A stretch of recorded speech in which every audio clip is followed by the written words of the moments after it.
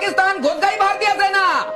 ये अज्ञात बॉर्डर पर पाकिस्तान के भीतर दाखिल हो गई। भारत का ये हेलीकॉप्टर अब पहुंचा है गुजरात के आसमान की तरफ। लोग गालियां दे रहे हैं कि जो ये तरीका है जर्नलिज्म का ये ठीक नहीं है, पर लोगों को समझना होगा कि बात जर्नलिज्म से बहुत आगे बढ़ चुकी है। मीडिया वालों को गाली देने से कुछ नहीं होगा।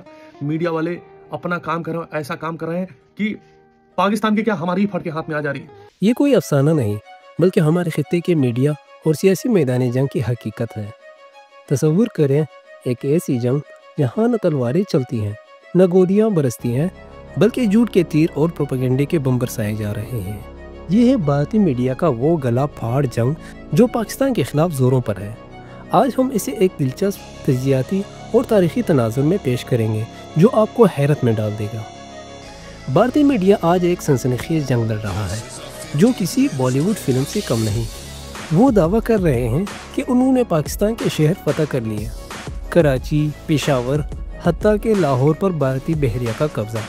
लेकिन दोस्तों, लाहौर तो समंदर से 1000 किलोमीटर दूर रावी के किनारे बसा है।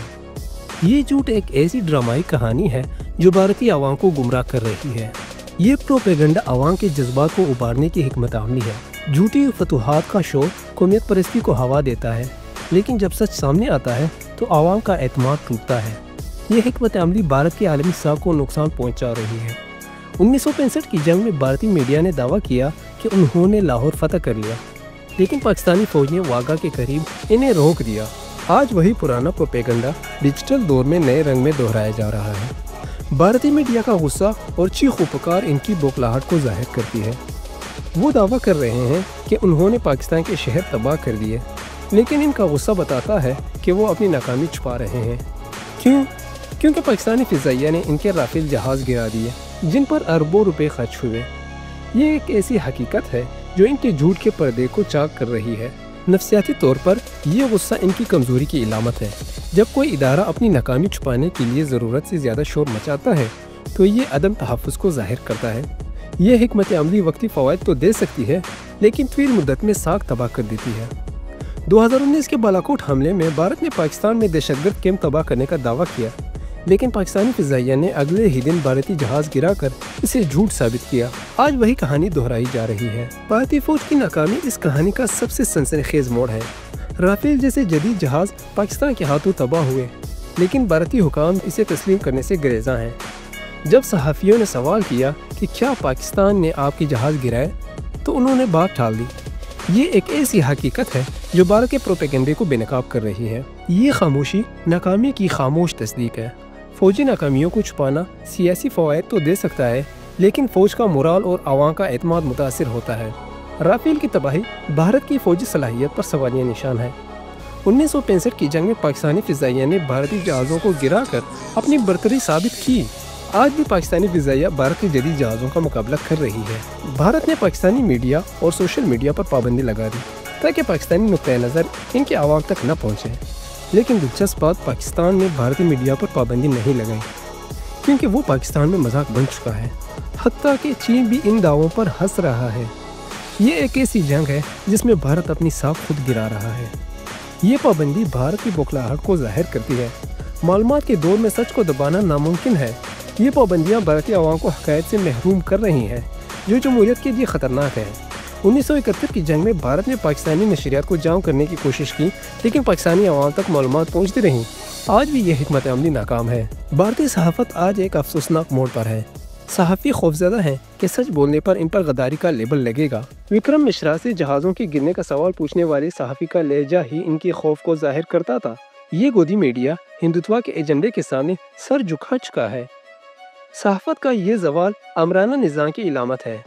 जब सहाफ़ी आज़ादाना सवाल नहीं कर सकते तो जमहूरियत कमज़ोर होती है। ये मीडिया न सिर्फ आवाम को गुमराह कर रहा है बल्कि भारत के आलमी साख को नुकसान पहुँचा रहा है। 1984 के सिख फसादात के बाद भारतीय मीडिया ने सिखों के खिलाफ प्रोपेगेंडा किया, लेकिन कुछ आज़ाद सहाफ़ियों ने सच सामने लाया। आज वो आवाज़ें दबाई जा रही हैं। पाकिस्तान ने अब तक तहम्मुल दिखाया, लेकिन भारत के झूठ और हमलों ने इसे जवाबी कार्रवाई पर मजबूर कर दिया है। पाकिस्तान की हिकमत अमली वाज़ेह है, वो आम शहरियों को निशाना नहीं बनाएगा। ये एक ऐसी कहानी है जहां पाकिस्तान अपनी अखलाकी बरतरी को बरकरार रख रहा है। पाकिस्तान का तहम्मुल इसकी स्ट्रेटेजिक पुख्तगी को जाहिर करता है। عام شہریوں کو نشانہ نہ بنانا بین الاقوامی حمایت دلاتا ہے، لیکن بھارت کا نیا نارمل جب چاہے پاکستان پر حملہ پاکستان کو جوابی کارروائی پر مجبور کر رہا ہے۔ 1999 کی کارگل جنگ میں پاکستان نے بھارتی چوکیوں پر قبضہ کیا، لیکن پاکستانی فوج نے عام شہریوں کو نشانہ نہیں بنایا، جو اس کی اخلاقی پوزیشن کو مضبوط کرتا ہے۔ بھارتی حکومت جو ہندوتوا کے ایجنڈے پر چل رہی ہے، عالمی تنقید کی زد میں ہے۔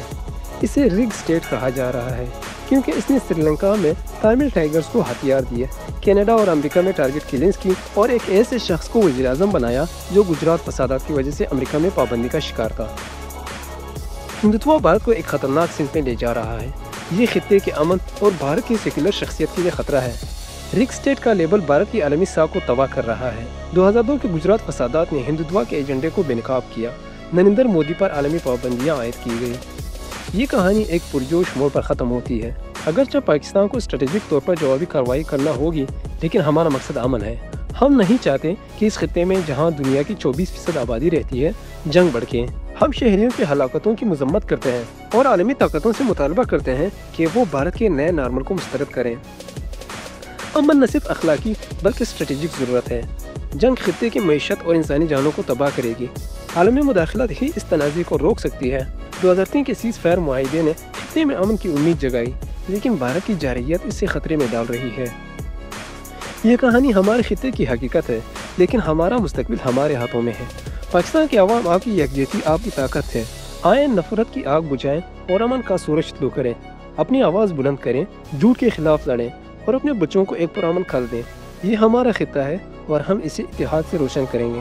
آگے بڑھو، امن کی جنگ جیتو۔ شکریہ۔